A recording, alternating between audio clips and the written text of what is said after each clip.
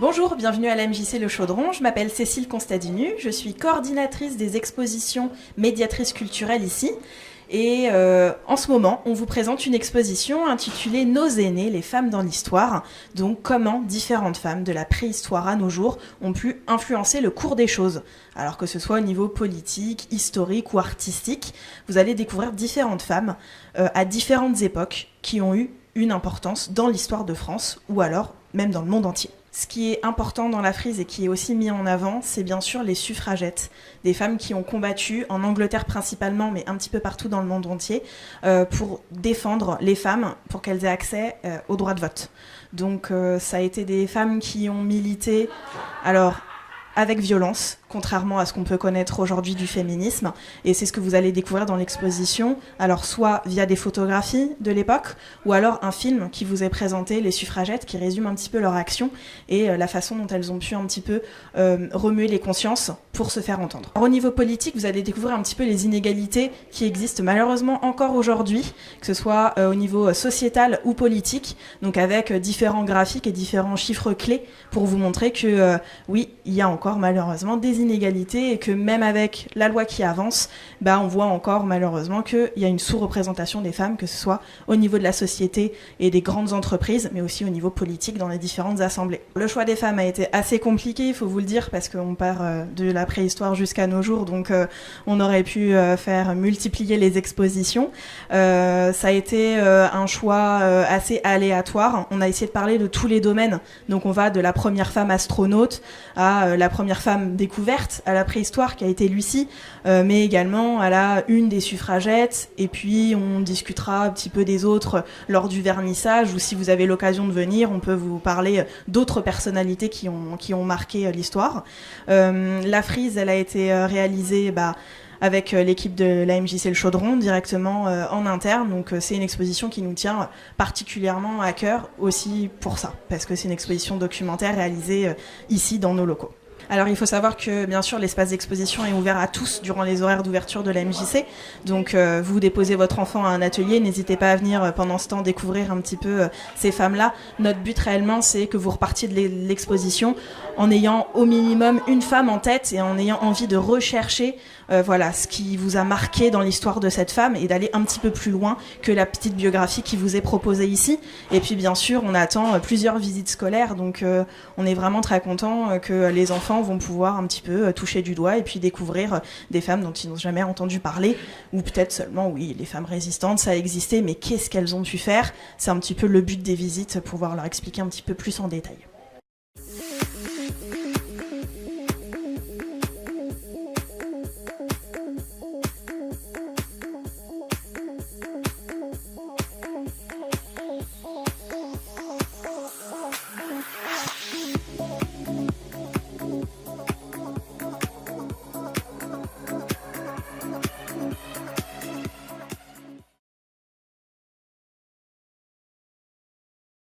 Catherine Vergelin, je suis responsable de l'espace adulte de la médiathèque La Méridienne. Donc nous avons fait une petite présentation d'une part à la médiathèque des femmes poètes, qui sont peut-être moins nombreuses que les hommes poètes, mais qui ont leur grande importance et surtout dans la poésie contemporaine. Donc vous pouvez aller voir cette table.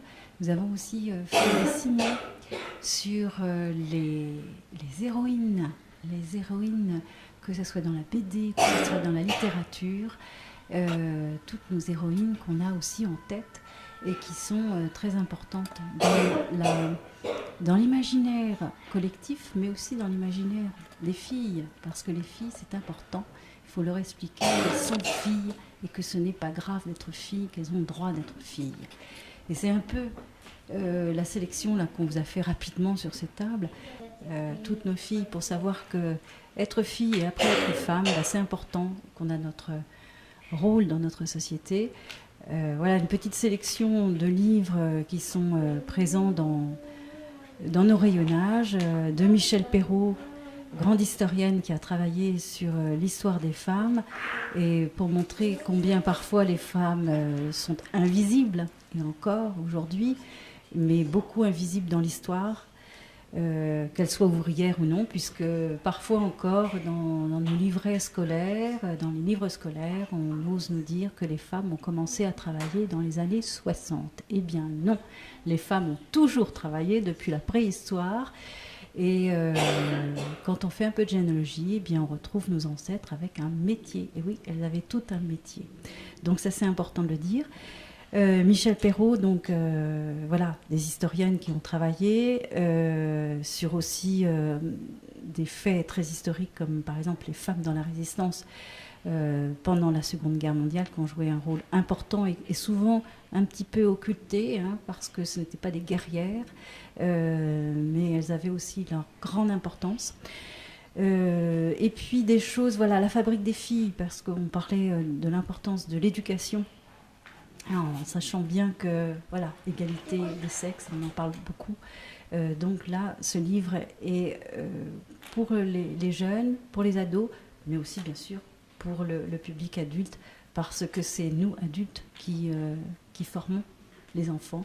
Et donc, pas de discrimination entre filles et garçons. Et puis, voilà, des choses beaucoup plus peut-être classiques, la mémoire d'une jeune fille rangée de Simone de Beauvoir, qui est toujours d'actualité, et que j'espère qu'au lycée, on lit encore. Voilà, une historienne aussi sur beauté fatale, parce qu'effectivement, à la femme, on présume toujours qu'il faut qu'elle soit impeccablement habillée, impeccablement maquillée, et donc une beauté. Et voilà, c'est toujours des images qui sont très accrochées au niveau des femmes. D'autres, voilà, des portraits aussi intéressants. Insoumise, qui est un livre qui présente toutes ces femmes françaises et dans le monde entier qui ont été insoumises, hein, du Moyen-Âge jusqu'à aujourd'hui. Et comment elles ont donc révélé cette insoumission par rapport souvent à un pouvoir masculin ou religieux. Et puis le portrait d'Ina, une des fémènes, qui est donc ces femmes qui osent voilà, se montrer de façon peut-être violente, mais contre un pouvoir dictatorial en Russie, et donc qui sont très mal menées, mais en France aussi. Donc un livre aussi, hein, c'est un lien entre ces insoumises qui osent se montrer et puis faire des actions très tonitruantes comme ça. Voilà. Donc, une toute petite sélection. Venez voir dans nos rayons, parce qu'on a un rayon quand même important sur les femmes et sur le féminisme, qui est toujours enrichi et souvent prisé par nos lecteurs. Voilà. Merci. Merci.